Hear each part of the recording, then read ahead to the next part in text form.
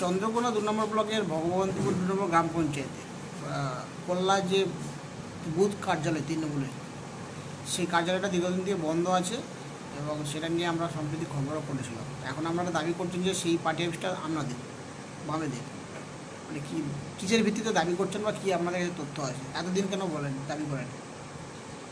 আমরা 2011 পরবর্তী থেকেই বিভিন্ন সরকারি দপ্তরে আধিকারিকদের কাছে লিখিত আবেদন করে জানিয়েছিলাম যে জোরপূর্বক ওই পার্টির দপ্তর আমাদের তৃণমূল জবরদখল করে বসে আছে। তৃণমূল রং করে দিলেই সেই অফিসের মালিকানা তৃণমূলের হয়ে যেতে পারে, এ সংস্কৃতি তৃণমূলের সংস্কৃতি, আমাদের সংস্কৃতি না। 2002 সালে গরিব মানুষের রক্ত ঘামের বিনিময়ে ওই জায়গা কিনে পার্টি অফিস গড়া হয়েছিল, এই তার দলিল, এবং রায়ত জায়গার উপরে ওই পার্টি অফিস। রং বদলে যদি পার্টি অফিস তৃণমূলের হয়, তাহলে আগামী 2 মাস পরে যদি চন্দ্রকোনা বিধানসভার বিধায়কের কার্যালয়ে সাদা রং লাল করে দিয়ে সিপিআইএম কি দাবি করতে পারে ওই অফিস সিপিআইএম এর পার্টি অফিস? নিশ্চিত পারে না। আমরা এই সংস্কৃতির পরিপন্থী, এটা তৃণমূলী সংস্কৃতি। তৃণমূল বিভিন্ন জায়গায় রং বদল করে, আর রং বদল করে সেটা নিজেদের কৃতিত্ব বলে দাবি করে, নিজেদের অফিস বলে দাবি করে। আমরা প্রশাসনের কাছে ইতিমধ্যে আবেদন করেছিলাম, আবার গতকাল আমরা প্রশাসনকে লিখিতভাবে জানিয়েছি যে যাতে ওই কার্যালয় সিপিআইএমই ব্যবহার করতে পারে এবং সিপিআইএম এর কার্যালয় পুনরুদ্ধার করতে পারে। আমরা দীর্ঘদিন ধরেই আবেদন করছি প্রশাসনের কাছে। প্রশাসন ঠুটো জগন্নাথ হয়ে বসে আছে, ওই জায়গায় গায়ের জোরে জোর জুলুম দেখিয়ে ওই অফিস দখল করে, রং করে তৃণমূল দখল করে আছে।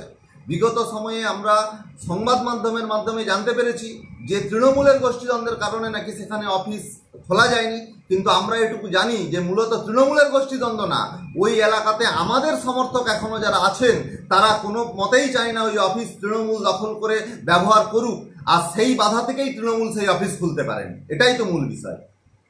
আপনারা বিডিওকে জানিয়েছেন? হ্যাঁ, জানিয়েছি, এবং আমরা সমস্ত রকমের আধিকারিকদের কাছেই এই বিষয়ে জানাবো, এবং আমরা আমাদের অফিস নিজেদের দখলে রাখবার জন্য যা যা আইনি ব্যবস্থা নেওয়া তা আমরা করব। এই বিষয়ে আপনার চন্দ্রকোনার যে তৃণমূল বিধায়ক অরূপ ধারা, ওনাকে জিজ্ঞাসা করা হয়েছিল। উনি বলছেন যে বিরোধীরা অনেক কিছু বলবে, এই পার্টি অফিস তৃণমূলের তৈরি করাই পার্টি অফিস। 2002 সাল, তৃণমূল কংগ্রেসের তখন মাত্র 4 বছর বয়স। গরিব মানুষের রক্তে ঘামে সংগৃহীত অর্থের বিনিময়ে ওই জায়গা কিনে পার্টি অফিস দখল করা ছিল। এই তার কাগজ, এই তার দলিল। প্রয়োজনে সংবাদ মাধ্যম চাইলে এই দলিলের ছবি তুলে নিয়ে যেতে পারে, জেরক্স কপি নিয়ে যেতে পারে। ওইটা কি সিপিএমের শাখা কার্যালয় ছিল? ভারত কমিউনিস্ট পার্টি মার্ক্সবাদী কল্লা শাখার পক্ষে সম্পাদকের নামে এই দলিল। এখন কি আছেন সম্পাদক ওখানে বর্তমানে আমাদের সাংগঠনিক কাঠামো পরিবর্তন হয়েছে। ওই বুথ যে শাখায় আছে সেই শাখার এখন নতুন সম্পাদক আছে। পার্টি অফিসটা 2011 পরিবর্তনের পর নাকি তৃণমূল এটা দখল করে আছে। এটা বামেদের পার্টি অফিস ছিল এবং তাদের নামে দলিল আছে, রেকর্ড আছে। আদৌ কি বলবেন, এটা কি আর কাদের ছিল পার্টি অফিসটা? বামেদেরই পার্টি অফিস ছিল আগে বিগত দিনে। এখন মোটামুটি 11 সালের পর আমরা ওখানে এক কাটা জায়গা, আমাদের রফিবাবু যিনি মারা গেছেন তেনার নামে এক কাটা ওখানে আছে, আর বাকিটা ওদের নামে ছিল, ওই বামেদের নামে। আমরা এক কাটা নিয়ে তখন আমরা দখল করেছিলাম। দখল নেওয়ার পর আমরা পার্টি অফিসে রং টং করে আমরা কার্যকারী চালাচ্ছিলাম। 23 সালে আমাদের একটা দুষ্টান্নের মধ্যে হওয়ার পরে আমরা পার্টি অফিসটা এখন বন্ধ আছে, পড়াশোনাতে বন্ধ, আমরা বন্ধ করি, পড়াশোনা থেকে বন্ধ করতে। ওই আমাদের হাত পাতগুলো কাটাকাটি করার জন্য পড়াশোনাতে বললে এখন আপাতত পার্টি অফিস বন্ধ হয়।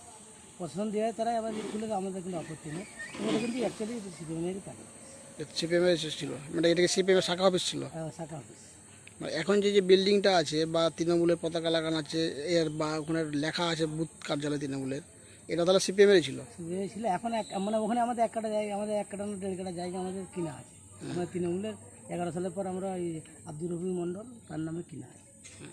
এখন যে তৃণমূলের কার্যালয়টা আছে ওইটা তাহলে কাদের ছিল? বামেদেরই ছিল? বামেদেরই ছিল। আমরা যে দাবি করছি সেটা তাহলে সত্য? হ্যাঁ স্যার। আপনার নাম? ফারুক খান। আপনি কি করেন এখন? আমি পঞ্চায়েত, আমার মেয়ে পঞ্চায়েত মেম্বার সাহেবা খাতুন, ওনার বাবা। আপনারা তো তখন আম চিহ্নে দাঁড়িয়েছিলেন, জয়লাভও করেছিলেন। জয়লাভ করে আমরা তৃণমূলে আবার মাস 2 বাদে ঢুকে গেছি।